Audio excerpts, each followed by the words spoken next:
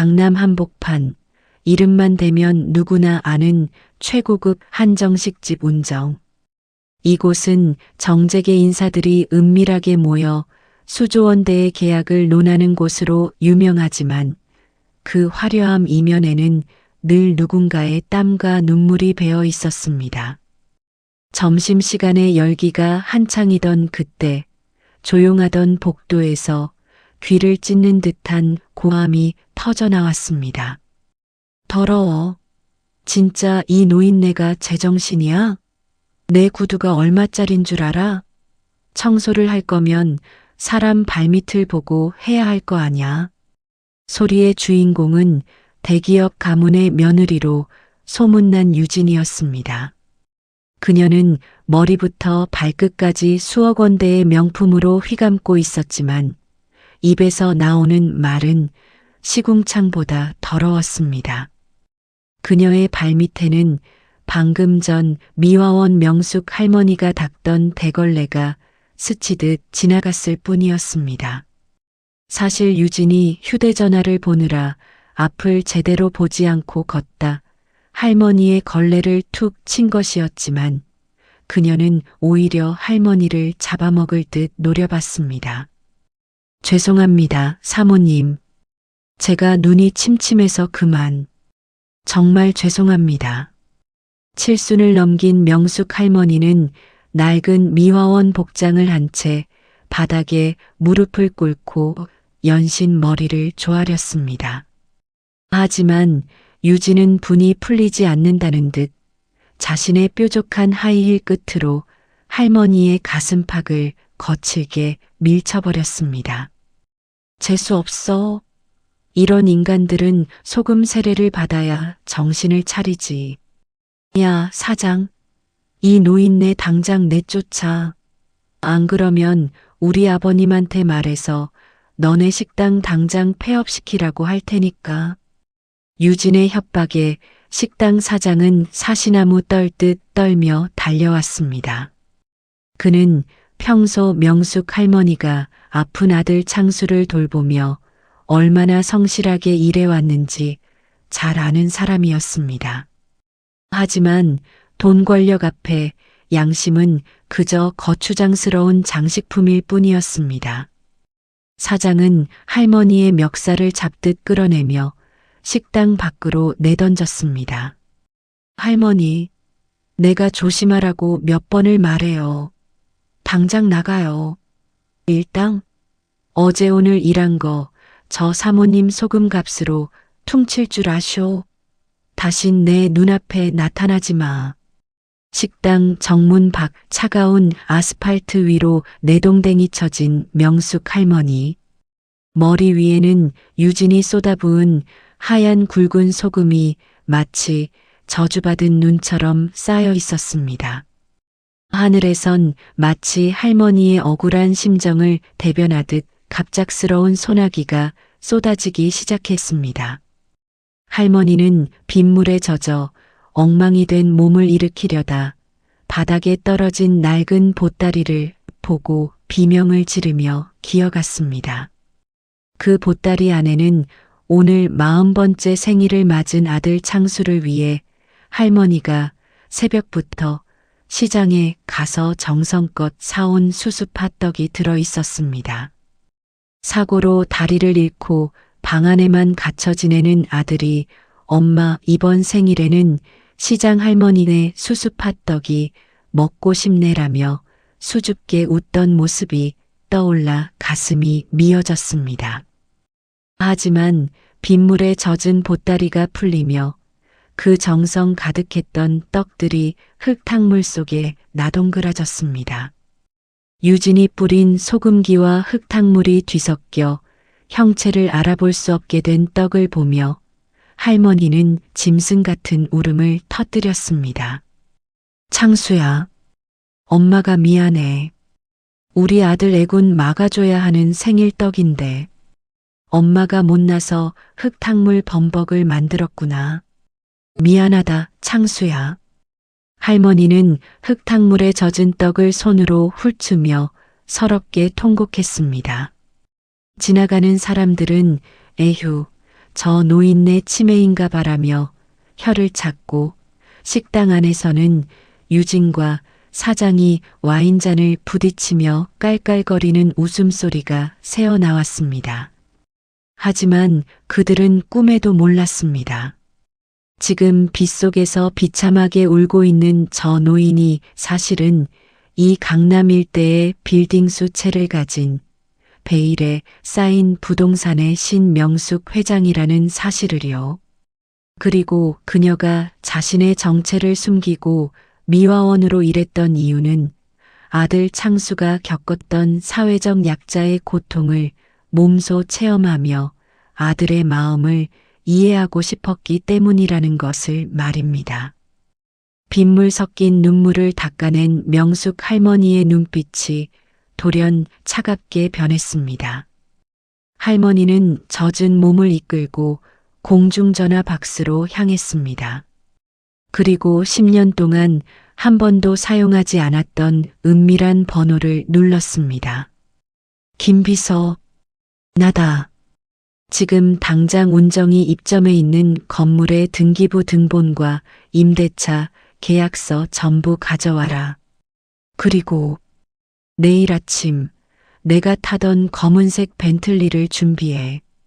대한민국에서 가장 화려하고 처절한 복수로 저 오만한 인간들의 숨통을 끊어놓을 테니까. 거지 노인이라며 소금 세례를 퍼부었던 재벌가 며느리. 그리고 돈 앞에 양심을 판 식당 사장.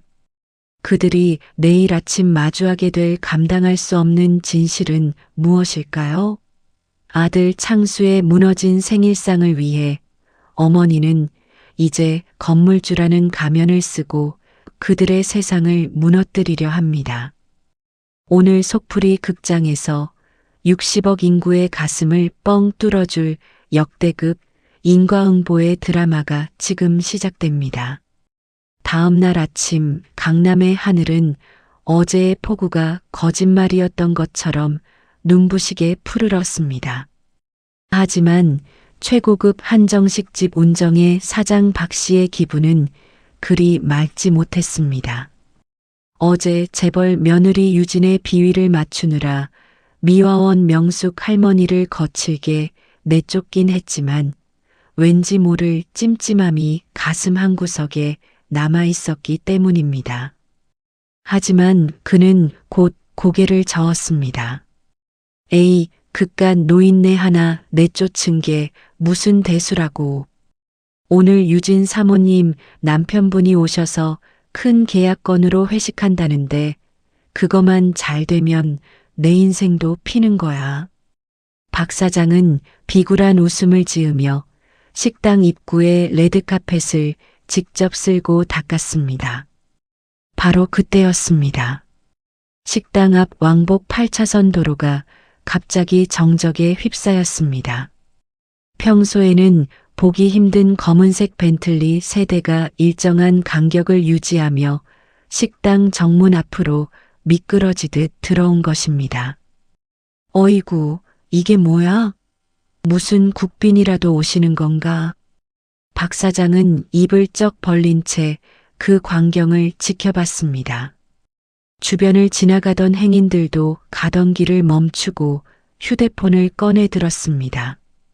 벤틀리의 문이 열리기도 전에 귀에 이어폰을 낀 건장한 체격의 경호원 8명이 일사불란하게 내려 식당 입구부터 차 문 앞까지 양옆으로 늘어섰습니다. 그들은 마치 군대처럼 절도 있게 허리를 숙이며 한 목소리로 외쳤습니다. 회장님, 도착하셨습니다. 박 사장은 자신의 귀를 의심했습니다. 회장님이라니? 이 강남 땅에서 저 정도 의전을 받을 수 있는 인물은 손꼽힐 정도였습니다.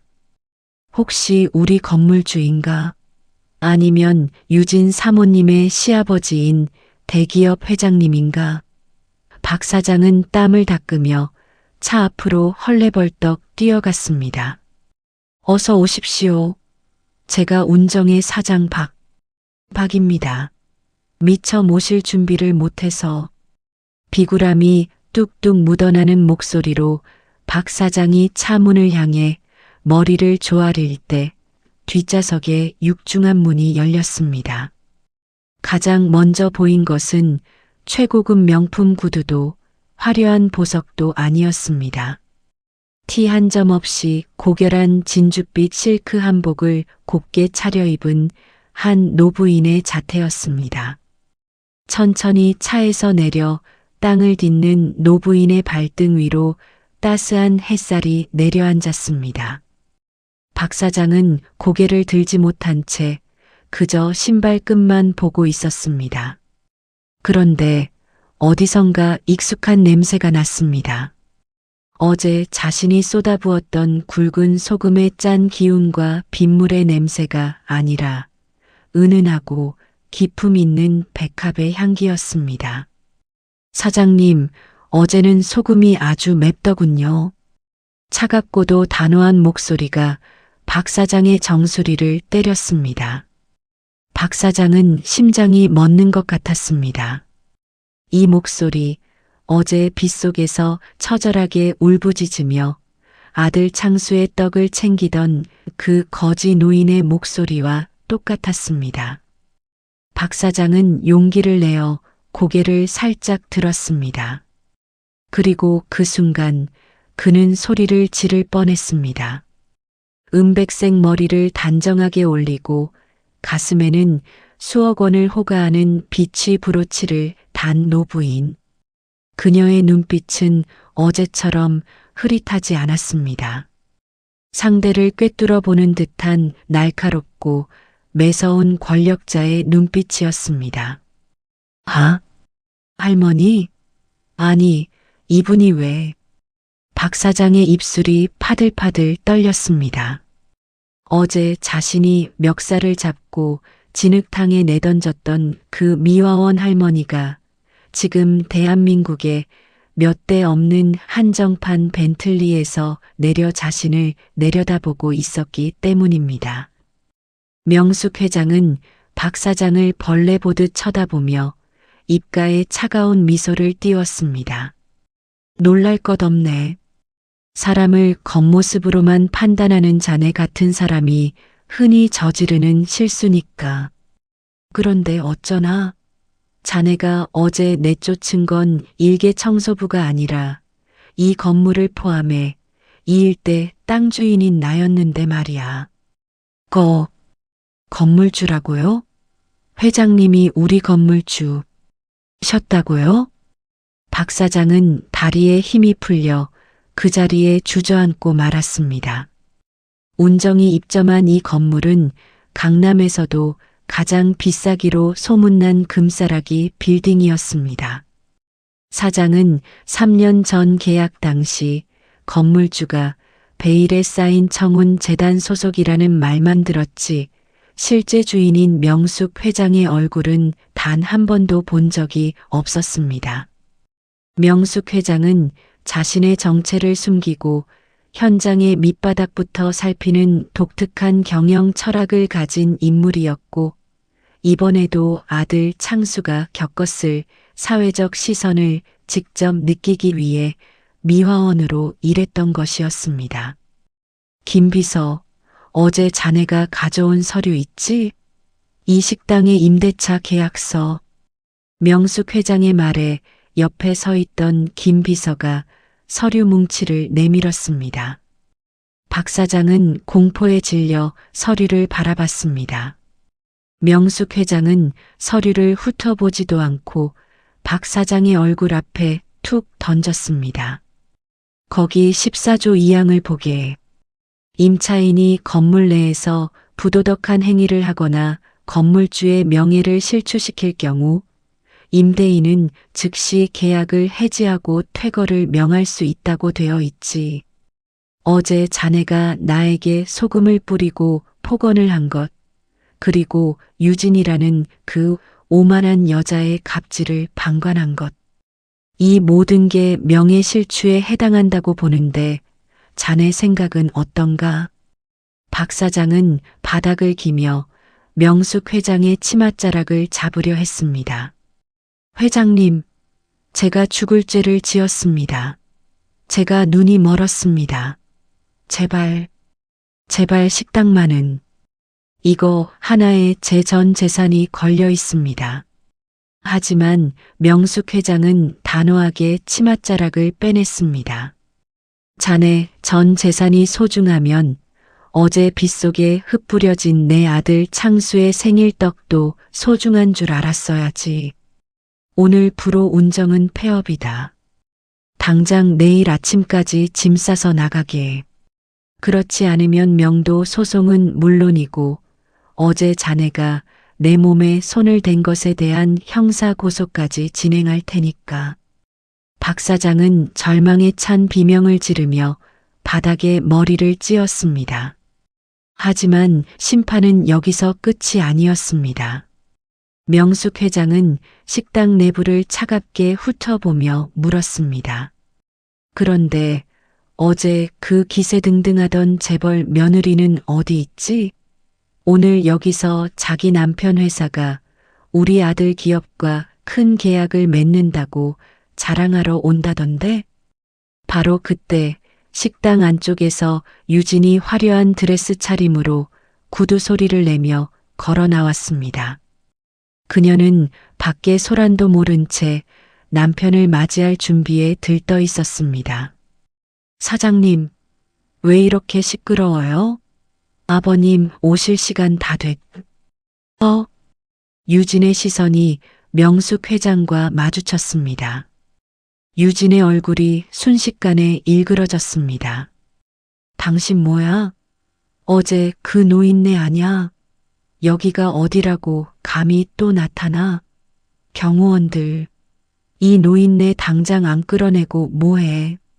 유진은 여전히 상황 파악을 못한 채 소리를 질렀습니다. 하지만 그녀의 남편, 대기업 후계자인 도준이 식당 입구에 도착하자마자 자신의 아내가 누구에게 소리를 치고 있는지 확인하고는 안색이 백지장처럼 변했습니다. 유진아, 너 지금 누구한테 소리를 지르는 거야? 이분이 바로 이번 국책 사업의 최종 결정권자이신 청운 재단의 명숙 회장님이시라고.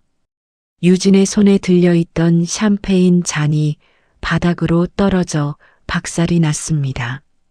어제 자신이 소금을 뿌리며 거지라고 모욕했던 노인이 자신의 남편과 시댁 가문이 생사여 탈권을 쥔 거물 중에 거물이었다는 사실을 깨닫는 순간이었습니다.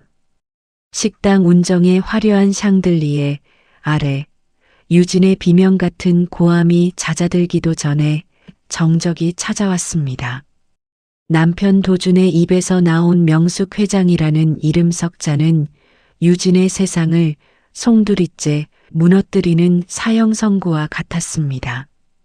유진은 들고 있던 명품 백을 떨어뜨린 채 바들바들 떨리는 손으로 입을 가렸습니다. 도준 씨, 그게 무슨 소리야? 이 할망구가. 아니, 이분이 어떻게 회장님이야? 말도 안 돼. 어제는 분명 냄새나는 옷 입고 바닥 닦고 있었다고. 도준은 아내 유진의 팔을 거칠게 잡아 끌어 바닥에 무릎을 꿇렸습니다. 그의 얼굴은 분노와 공포로 일그러져 있었습니다. 입 닥쳐. 내가 지금 무슨 짓을 저질렀는지 아직도 몰라. 이분은 우리 아버님도 함부로 못 모시는 청운 재단의 실소유주 명숙 회장님이시라고. 내가 어제 그토록 따내고 싶어 했던 프로젝트의 생사여 탈권을 쥔 분이란 말이야. 명숙 회장은 지팡이를 짚은 채 차가운 시선으로 무릎 꿇은 부부를 내려다보았습니다. 그녀의 눈에는 어제 빗물에 젖어 울던 약한 어머니의 모습은 온데간데 없고 수천억 자산을 일궈낸 강인한 여걸의 기계만이 남았습니다. 도준이 자네 아버지가 사람 보는 눈은 있어도 며느리 보는 눈은 없었나 보군. 오만한 건 집안 내력인가 아니면 저 아이의 천성인가? 도주는 이마를 바닥에 찌으며 울먹였습니다. 회장님, 제가 죽을 죄를 지었습니다. 제 아내가 어리석어 회장님을 몰라보고 제발 한 번만 자비를 베풀어 주십시오. 명숙 회장은 지팡이를 들어 유진의 턱 끝을 살짝 들어 올렸습니다. 공포에 질린 유진의 눈에 눈물이 고여 흘러내렸습니다. 자비, 어제 자네 부인이 나에게 소금을 뿌릴 때 내가 아들의 생일 떡만은 살려달라고 빌었을 때 자네 부인은 뭐라고 했지? 거지 노인네가 재수 없다며 내 귀한 아들의 떡을 흙탕물에 짓밟았어. 명숙 회장의 목소리가 파르르 떨렸습니다. 그것은 슬픔보다 더 깊은 분노였습니다. 내 아들 창수, 15년 전 빗길에 미끄러지는 트럭을 보고 길가에 서 있던 어린아이를 구하기 위해 몸을 던졌다가 두 다리를 잃은 아이다. 그 사고만 아니었으면 자네 남편 도준이보다 훨씬 더 밝은 미래를 꿈꿨을 내 금쪽 같은 자식이야. 그 사고로 다리를 잃고 평생 집 밖을 나가지 못하게 된 내 아들이 유일하게 먹고 싶다던 게 그 시장표 수수팥떡이었단 말이다. 도주는 창수라는 이름을 듣자마자 눈이 뒤집혔습니다. 창수, 형님? 회장님, 창수 형님이 회장님 아드님이셨습니까? 도준에게 창수는 단순한 선배가 아니었습니다. 대학 시절 고학생이었던 도준에게 남몰래 등록금을 지원해주고 사업의 기초를 가르쳐준 정신적 지주였습니다. 창수가 사고로 다리를 잃고 잠적했을 때 도준은 전국의 병원을 뒤지며 그를 찾아 헤맸던 적이 있었습니다. 그런데 자신이 가장 존경하는 은인의 어머니를 자신의 아내가 소금을 뿌려 모욕했다는 사실에 도주는 이성을 잃고 말았습니다. 유진, 내가 감히 창수 형님 어머니를. 도주는 유진의 뺨을 거칠게 내리쳤습니다. 짝! 소리와 함께 유진의 고개가 돌아갔고 그녀는 비명을 지르며 바닥에 쓰러졌습니다. 회장님 아닙니다. 이 여자는 더 이상 제 아내가 아닙니다. 제 은인이신 창수 형님과 회장님께 이런 씻을 수 없는 죄를 지은 여자와는 한 지붕 아래 살 수 없습니다. 도주는 그 자리에서 품 안의 휴대전화를 꺼내 변호사에게 전화를 걸었습니다. 지금 당장 이혼 서류 준비해. 한유진, 이 여자 몸만 내쫓을 거니까 재산 분할 따위는 꿈도 꾸지 말라고 해. 유진은 남편의 바짓가랑이를 붙잡고 오열했습니다. 도준 씨, 내가 잘못했어. 몰랐단 말이야. 제발 살려줘. 나 쫓겨나면 갈 곳도 없어. 하지만 명숙 회장은 단호했습니다. 그녀는 옆에 서 있던 박 사장에게 눈길을 돌렸습니다. 박 사장은 이미 혼이 나간 듯 허공을 응시하고 있었습니다. 박 사장, 자네도 똑똑히 듣게. 오늘부로 운정의 임대차 계약은 해지다. 내일 정오까지 짐 싸서 나가지 않으면 명도 소송뿐만 아니라 어제 나에게 가한 폭행 혐의로 민형사정 모든 조치를 취할 걸세. 자네가 유진이라는 아이의 갑질에 동조해 내 아들의 떡을 짓밟은 대가는 자네의 전 재산으로 치러야 할 거야. 명숙 회장은 뒤도 돌아보지 않고 식당을 나섰습니다. 식당 안에서는 유진의 처절한 통곡 소리와 박 사장의 비명이 뒤섞여 울려 퍼졌습니다. 어제 빗속에서 소금을 뒤집어 쓰고 울던 한 어머니의 원한은 하루 만에 오만한 이들의 성벽을 완전히 무너뜨렸습니다. 명숙 회장이 탄 벤틀리가 식당 앞을 떠나 시야에서 사라졌지만 운정식당 안은 마치 폭탄이 떨어진 직후처럼 처참한 정적이 감돌았습니다. 바닥에는 유진이 떨어뜨린 명품 가방의 내용물들이 어지럽게 흩어져 있었고 비싼 샴페인 향기가 역하게 코끝을 찔렀습니다.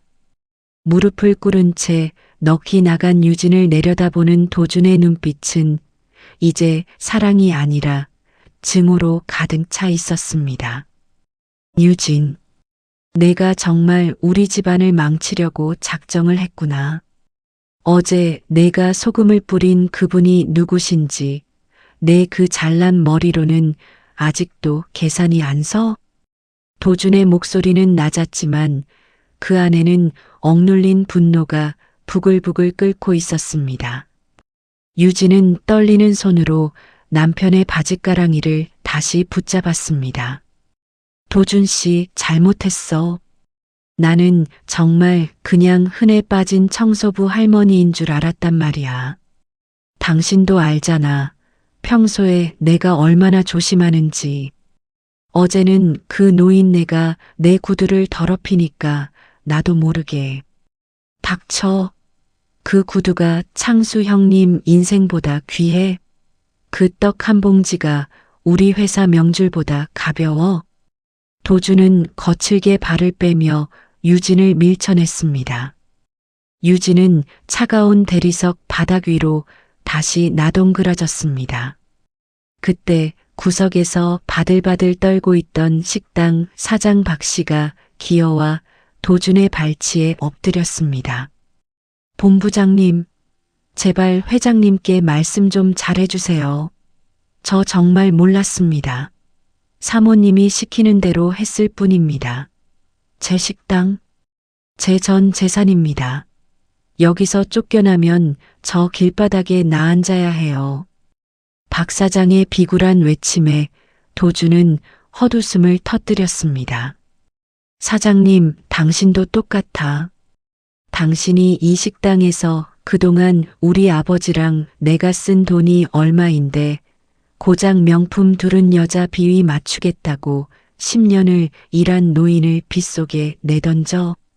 당신 같은 사람은 장사할 자격 없어. 명숙 회장님 성격에 명도 소송으로 안 끝날 거야. 그동안 탈세한 거, 위생 불량. 내가 아는 것만 해도 당신 인생 끝장내는 건 일도 아니지. 박 사장은 그 자리에 주저앉아 머리를 쥐어뜯었습니다. 어제 소금을 뿌릴 때 느꼈던 그 짧은 쾌감이 자신의 평생 공든 탑을 무너뜨리는 부메랑이 되어 돌아온 것입니다. 바로 그때 식당 문이 거칠게 열리며 위험 있는 노신사가 들어섰습니다. 도준의 아버지이자 유진의 시아버지인 태산그룹의 강 회장이었습니다. 그는 원래 오늘 이 자리에서 명숙 회장과 역사적인 계약 체결식을 가질 예정이었습니다. 하지만 비서로부터 청천벽력 같은 보고를 받고 달려온 참이었습니다. 아버님, 유진이 희망을 본 듯 강 회장에게 기어갔습니다. 아버님, 제가 정말 몰랐어요. 저 노인네. 아니, 저 회장님이 저를 속인 거예요. 저 좀 살려주세요. 강 회장은 기어오는 며느리를 쳐다보지도 않았습니다. 대신 옆에 서 있던 도준의 뺨을 사정없이 후려쳤습니다. 짝! 소리가 식당 안을 울렸습니다. 이 못난 놈, 집안 하나 건사 못해서 내 평생의 수건 사업을 이 천박한 계집애 손에 날려먹어. 명숙 회장이 어떤 분인데 그분이 겪은 고초와 그 아들의 아픔을 내가 누구보다 잘 아는데 내 며느리라는 게 그 아픈 가슴에 소금을 뿌려. 강 회장은 분노로 뒷목을 잡으며 휘청거렸습니다. 도준이 급히 아버지를 부축했지만 강 회장은 지팡이로 바닥을 쾅쾅 쳤습니다. 당장 이혼 서류 접수해. 이 아이 친정 식구들한테도 전해라. 우리 태상과 맺은 모든 협력 관계는 오늘부로 파기라고. 감히 우리 가문의 얼굴에 똥칠을 해도 유분수지. 유진은 강 회장의 다리를 붙잡고 울부짖었습니다. 아버님, 잘못했어요. 저 한 번만 용서해 주세요. 친정 아빠 회사 망하면 저 죽어요. 죽어. 차라리 죽어서 사죄해. 내가 망친 건 돈 몇 푼이 아니라 우리 가문의 명예야. 강 회장의 호통에 유진은 바닥에 엎드려 통곡했습니다. 어제까지만 해도 강남 사모님 소리를 들으며 기세등등하던 그녀였지만 이제 그녀에겐 돌아갈 집도 지켜줄 가족도 없었습니다. 한편 식당 밖에서는 소문을 듣고 몰려온 기자들과 유튜버들이 카메라를 들이대고 있었습니다. 강남의 유명 한정식 집에서 벌어진 재벌가 며느리의 갑질과 건물주 회장님의 정체가 실시간으로 인터넷에 퍼지기 시작한 것입니다. 식당 안은 욕설과 비명, 통곡 소리가 뒤섞여 아수라장이 되었습니다. 박 사장은 미친 사람처럼 테이블볼을 찢어발기며 울부짖었고 유진은 남편과 시아버지에게 버림받은 채 차가운 바닥을 뒹굴었습니다. 이 모든 광경을 멀리서 지켜보는 한 남자가 있었습니다. 휠체어에 앉아 차 창밖을 응시하는 명숙 회장의 아들 창수였습니다. 그는 어머니가 가져온 수수팥떡 한 조각을 입에 넣으며 낮게 의조렸습니다. 엄마, 이제 됐어요. 그 사람들도 이제 알게 되겠죠. 빗물에 젖은 떡 한 조각이 얼마나 무거운지. 창수의 눈에서 굵은 눈물 한 방울이 떨어졌습니다. 그것은 지난 15년 동안 품어왔던 서러움과 억울함이 씻겨 내려가는 눈물이었습니다. 하지만 명숙 회장의 복수는 여기서 멈추지 않았습니다. 그녀는 이제 유진의 친정 가문과 박 사장의 배후 세력까지 뿌리째 뽑아버릴 계획을 세우고 있었습니다. 대한민국 최고의 자산가이자 부동산의 신이 벌이는 진짜 전쟁은 이제부터 시작이었습니다. 아수라장이 된 식당 운정을 뒤로하고 명숙 회장이 탄 벤틀리는 강남의 번화가를 벗어나 조용한 외곽의 저택으로 향했습니다. 차 뒷좌석에 앉은 명숙 회장은 창밖을 멍하니 응시하며 무릎 위에 놓인 낡은 보따리를 소중하게 어루만졌습니다. 어제 흙탕물에 젖어 엉망이 되었던 수수팥떡은 온데간데 없고 그녀의 손에는 방금 전 비서가 다시 구해온 따뜻하고 말랑한 새떡이 들려 있었습니다. 회장님, 창수 도련님께서 기다리고 계십니다. 김 비서의 말에 명숙 회장은 깊은 한숨을 내쉬며 저택 안으로 발을 들였습니다. 휠체어 소리가 들려왔습니다. 37, 가장 찬란하게 빛나야 할 나이의 하반신 마비라는 가혹한 운명을 짊어진 아들 창수가 인자한 미소를 지으며 어머니를 맞이했습니다. 엄마 오셨어요? 어제 비 많이 맞으셨다는데 몸은 좀 어떠세요? 자신의 다리는 움직이지 못하면서도 오직 어머니의 건강만을 걱정하는 아들. 명숙 회장은 창수의 야윈 손을 꼭 잡으며 참았던 눈물을 흘렸습니다. 창수야, 미안하다.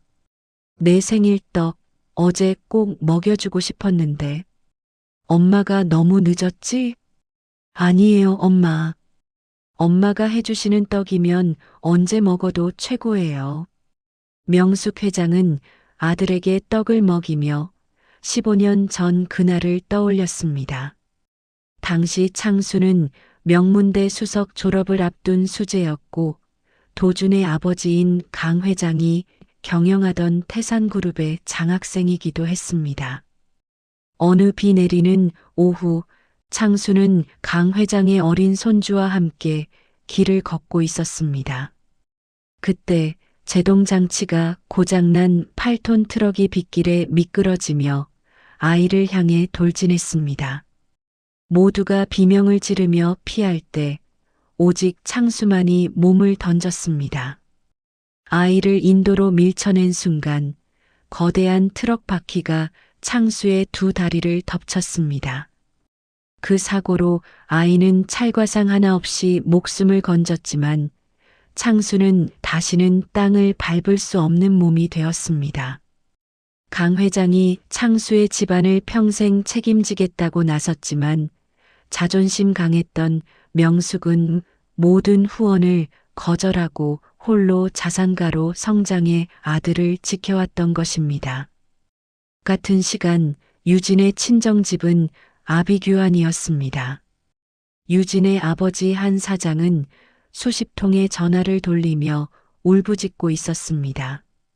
뭐라고? 태산에서 발주한 물량을 전부 취소하겠다고? 지금 원자재 다 들여왔는데 이거 취소하면 우리 부도야. 여보세요. 여보세요. 유진이 울면서 집으로 들어오자 한 사장은 앞뒤 잴 것 없이 딸의 뺨을 때렸습니다. 이 미친년아. 내가 무슨 짓을 했길래 강 회장이 직접 전화를 해서 너를 호적에서 파내라고 난리야. 내가 어제 소금 뿌린 그 노인네가 누구인지 알아? 우리 회사 대출 연장해주는 은행의 최대 주주이자 우리 땅 건물주인 명숙 회장님이라고. 유진은 바닥에 엎드려 비명을 질렀습니다. 나도 몰랐어, 아빠. 그냥 흔한 청소부인 줄 알았단 말이야. 도준 씨도 이혼하재. 아빠, 나 이제 어떻게 해? 어떻게 하긴 뭘 어떻게 해. 너 때문에 우리 집안 식구들 다 길바닥에 나앉게 생겼는데 당장 가서 무릎 꿇고 빌어. 그 회장님 아들 창수 씨가 우리 은인이라는 걸 내가 망각해도 유분수지. 한 사장은 절망하며 거실 소파에 쓰러졌습니다. 이미 명숙 회장의 지시로 유진의 친정회사는 세무조사가 착수되었고 모든 거래처가 등을 돌린 상태였습니다. 오만했던 며느리 유진의 행동 하나가 한 가문의 몰락을 넘어 수백 명의 직원이 딸린 기업의 숨통을 조이고 있었습니다. 밤이 깊었지만 유진은 명숙 회장의 저택 대문 앞에서 비를 맞으며 무릎을 꿇고 있었습니다. 어제 명숙 할머니가 겪었던 그 비참한 상황이 그대로 유진에게 재현되고 있었습니다. 회장님, 제가 죽을 죄를 지었습니다. 제발 저희 아빠 회사만은 살려주세요. 제가 평생 회장님 집에서 종으로 살겠습니다. 제발요. 유진의 처절한 외침은 굳게 닫힌 철문 너머로 공허하게 울려 퍼졌습니다. 명숙 회장은 2층 창가에서 그 모습을 차갑게 지켜보며 김 비서에게 명령했습니다. 어제 저 아이가 내 아들의 떡을 짓밟을 때 빗물에 젖은 내 아들의 마음은 저것보다 수백 배는 더 아팠을 거다. 내일 아침까지 저 자리에 있게 둬라. 그리고 내일 정오에 저 아이의 아버지가 직접 구속되는 뉴스를 보여주도록 해. 명숙 회장의 복수는 단순한 화풀이가 아니었습니다. 그것은 사회적 약자를 벌레 보듯 무시하는 이들에 대한 엄중한 경고이자 자신의 아들이 잃어버린 15년의 세월에 대한 피 맺힌 보상이었습니다. 저 멀리서 다시 천둥 소리가 들려왔습니다. 15년 전 창수가 사고를 당했던 그날처럼 차가운 비가 내리기 시작했고 명품 드레스를 입은 유진의 머리 위로 흙탕물이 튀기 시작했습니다. 어제 명숙 할머니가 느꼈던 그 시린 추위와 모멸감이 이제 유진의 뼛속까지 파고들고 있었습니다.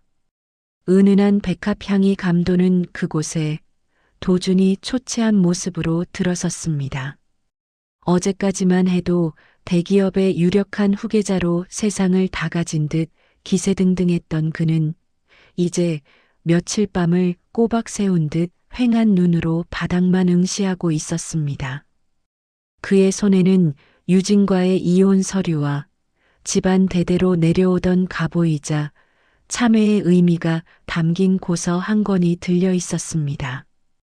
회장님, 도준이가 왔습니다.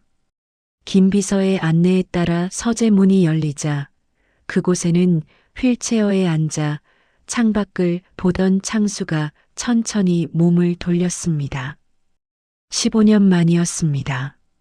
도준은 자신의 인생에서 가장 빛나던 시절 등대와도 같았던 선배 창수의 모습을 대면하자마자 그 자리에 무너져 내렸습니다. 형님, 창수 형님. 도준은 창수의 무릎 아래 바닥에 엎드려 어깨를 들먹이며 흐느꼈습니다. 창수는 말없이 그런 도준을 내려다보았습니다. 사고로 다리를 잃기 전 누구보다 건장하고 당당했던 창수의 다리 위에는 이제 얇은 담요만이 덮여 있었습니다. 도준은 그 담요를 보며 가슴을 쥐어뜯었습니다. 형님, 제가 인간도 아닙니다. 형님이 제 아버님과 조카를 위해 당신의 다리를 버리셨는데 제가 드린 여자가 형님의 어머님 가슴에 대못을 박았습니다. 형님의 생일 떡을, 그 귀한 떡을 흙탕물에 짓밟다니요. 제가 죽어야 합니다. 제가 죽어서 사죄해야 합니다. 창수는 낮게 한숨을 내쉬며 도준의 어깨에 손을 올렸습니다. 그의 손길은 어제 명숙 회장이 느꼈던 서늘한 복수심과는 달리 여전히 따뜻하고 부드러웠습니다. 도준아, 고개 들어라. 내 잘못이 아니라는 거 안다. 하지만 우리 어머니는 지난 15년 동안 나 하나 지키겠다고 당신의 인생을 다 버리신 분이야. 그런 분이 소금 세례를 받고 빗속에서 우시는 걸 봤을 때 내 다리가 잘려나갈 때보다 더 아프더구나. 창수의 목소리는 담담했지만 그 안에 서린 슬픔은 도준의 심장을 도려내는 것 같았습니다. 도준은 이혼 서류를 내밀며 결연한 의지를 보였습니다. 형님, 그 여자와는 어제부로 남남이 되기로 했습니다. 아버님께서도 호적에서 파내셨고 친정집도 이미 풍비박산이 났습니다. 하지만 그것으로 형님과 회장님의 상처가 씻기지 않는다는 거 압니다. 제가 평생 형님의 다리가 되어 속죄하며 살겠습니다. 제발 저희 아버님 회사만은 형님과 회장님의 자비로 한 번만 살펴주십시오. 그 시각 명숙 회장의 저택 대문 앞 밤새 비를 맞으며 무릎을 꿇고 있던 유진은 이미 정신이 반쯤 나간 상태였습니다. 화려했던 드레스는 빗물과 흙탕물에 젖어 걸레처럼 변했고 정성 들여 치장했던 화장은 눈물에 번져 귀신 같은 형상을 하고 있었습니다. 철문이 열리고 김 비서가 차가운 표정으로 걸어 나왔습니다. 유진은 신락 같은 희망을 안고 그의 바짓가랑이를 붙잡았습니다. 비서님, 회장님이 만나주시겠대요? 저 용서해 주신대요? 우리 아빠 괜찮은 거죠? 김 비서는 유진의 손을 가차없이 뿌리치며 휴대전화 화면을 보여주었습니다. 화면 속 속보에는 유진의 아버지 한 사장이 수백억 대 분식회계와 횡령 혐의로 긴급 체포되었다는 소식이 흐르고 있었습니다. 유진은 비명을 지르며 바닥을 굴렀습니다. 아니야, 그럴 리 없어. 아빠, 아빠, 사모님, 아니, 이제 한유진 씨라고 불러야겠군요. 회장님께서 전화라고 하셨습니다. 어제 당신이 짓밟은 건 노인의 떡이 아니라 한 인간의 존엄성이라고요. 당신이 누리던 그 모든 부귀영화는 사실 명숙 회장님과 창수 도련님의 희생 위에 세워진 태산그룹의 은혜였습니다. 그걸 망각한 대가는 당신뿐만 아니라 당신 가문 전체가 치르게 될 겁니다. 김 비서는 유진의 얼굴 앞에 종이 한 장을 던졌습니다. 그것은 도준이 서명한 이혼 합의서와 유진이 그동안 시댁 몰래 빼돌렸던 비자금 내역이 적힌 고발장이었습니다. 이건 도준 본부장님이 전해드리는 마지막 선물입니다. 위자료는커녕 당신이 그동안 쓴 돈 전부 변제하지 않으면 감옥에서 평생을 보내게 될 겁니다. 자, 이제 이 깨끗한 동네에서 그만 나가주시죠. 당신 같은 사람이 서 있을 곳이 아닙니다. 유진은 넋이 나간 채 비웃음을 터뜨렸습니다. 어제 자신이 명숙 할머니에게 퍼부었던 거지 노인네는 소금이나 먹고 꺼져라는 말이 환청처럼 들려왔습니다. 그녀는 빗물 섞인 소금을 먹는 듯한 착각에 빠져 입을 벌린 채 허공을 응시했습니다. 지나가는 행인들이 어머, 저 여자 미쳤나 봐라며 피해서 지나갔고 몇몇은 스마트폰으로 그녀의 비참한 모습을 촬영하기 시작했습니다. 어제 자신이 무시했던 밑바닥 인생의 주인공이 이제는 자신이 되어버린 것입니다. 다시 명숙 회장의 서재. 창수는 도준을 일으켜 세웠습니다. 도준아, 내 다리를 앗아간 그 트럭 운전사도 처음에는 원망스러웠지만 결국 그 사람도 가난에 찌들어 잠을 못 자고 운전대를 잡았던 가장이었어. 우리 어머니가 이번 일을 통해 보여주고 싶었던 건 돈으로 사람을 금 나누지 말라는 거였다. 내 아내였던 사람에게는 가혹하겠지만 그래야만 그 사람이 나중에라도 사람 귀한 줄 알지 않겠니? 명숙 회장이 서재 안으로 들어오며 차갑게 덧붙였습니다. 도준아, 내 아버지를 봐서 태산과의 계약은 진행하겠다. 하지만 조건이 있다. 앞으로 태산그룹의 모든 신규 채용과 사회 공헌은 창수가 맡아서 관리할 거다. 그리고 너는 오늘부터 일주일간 내가 일했던 그 식당 복도에서 미화원복을 입고 직접 바닥을 닦아라. 내 처가 무시했던 그 사람들의 삶이 얼마나 숭고한지 내 몸뚱이로 직접 배워. 도준은 눈물을 훔치며 크게 머리를 조아렸습니다. 명심하겠습니다, 회장님. 100번이고 1000번이고 닦겠습니다. 시간은 흘러 1년 뒤 서울 근교에 위치한 청운 희망센터의 정원에서는 소박하지만 따뜻한 잔치가 열리고 있었습니다. 이곳은 사고로 신체적 장애를 입은 청년들이 사회로 복귀할 수 있도록 돕는 재활센터로 명숙 회장과 그녀의 아들 창수가 자신들의 사재를 털어 설립한 곳이었습니다. 정원 한가운데 휠체어에 앉은 창수는 밝은 표정으로 아이들과 대화를 나누고 있었습니다. 그의 곁에는 이제 더 이상 명품 수트 대신 수수한 면바지에 앞치마를 두른 도준이 서 있었습니다. 도준은 명숙 회장의 명령대로 일주일간 식당 바닥을 닦으며 밑바닥의 고귀함을 깨달은 뒤 아예 본부장직을 내려놓고 이 센터의 운영 실무자로 자원의 창수의 손발이 되어주고 있었습니다. 형님, 오늘 떡이 아주 잘 쪄졌습니다. 어머니께서 직접 장봐오신 수수팥떡이에요. 도준이 웃으며 내민 접시 위에는 김이 모락모락 나는 수수팥떡이 놓여 있었습니다.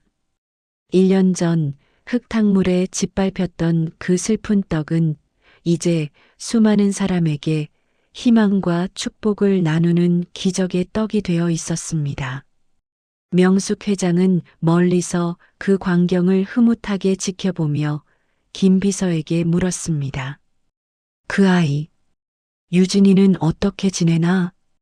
김 비서가 씁쓸한 표정으로 서류를 내밀었습니다.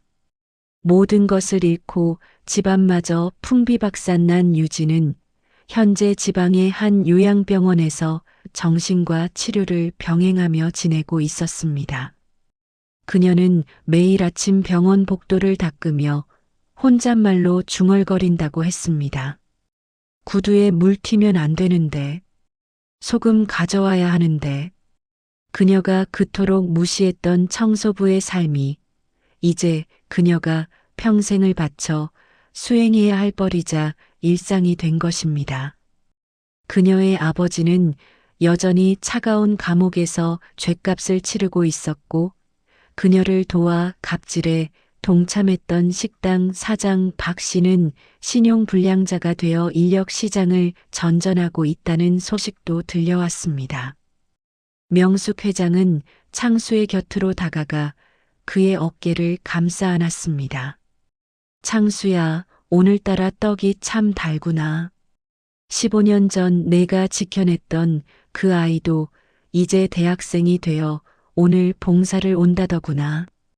그때 건장한 체격의 청년 하나가 달려와 창수 앞에 무릎을 꿇고 손을 맞잡았습니다. 바로 창수가 자신의 다리를 내주고 구했던 강 회장의 손주였습니다. 형님, 저 이번에 의대 합격했어요.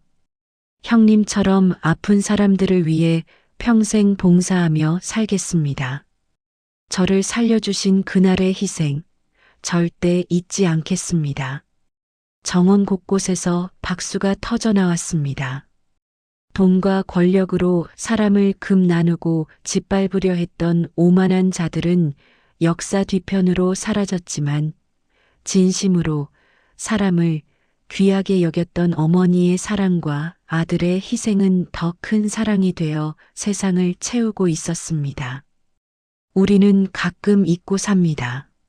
내가 무심코 던진 돌이 누군가에게는 치명적인 상처가 된다는 것을, 그리고 내가 짓밟은 초라한 겉모습 뒤에 얼마나 위대한 영혼이 숨어 있는지를 말입니다. 어머니 명숙 회장이 뿌린 복수의 씨앗은 결국 파멸이 아닌 재생이라는 꽃으로 피어났습니다. 소금 세례를 견디며 빗속에서 울던 어머니의 눈물은 이제 대한민국 모든 시청자의 가슴 속에 진짜 사람답게 사는 법이 무엇인지 일깨워주는 이정표가 되었습니다. 오늘 속풀이 극장이 준비한 사연은 여기까지입니다. 여러분, 오늘 길을 걷다 초라한 차림의 어르신을 만난다면 따뜻한 눈인사 한번 건네보시는 건 어떨까요? 그분이 어쩌면 여러분의 인생을 바꿀 진짜 건물주일지도 모르니까요.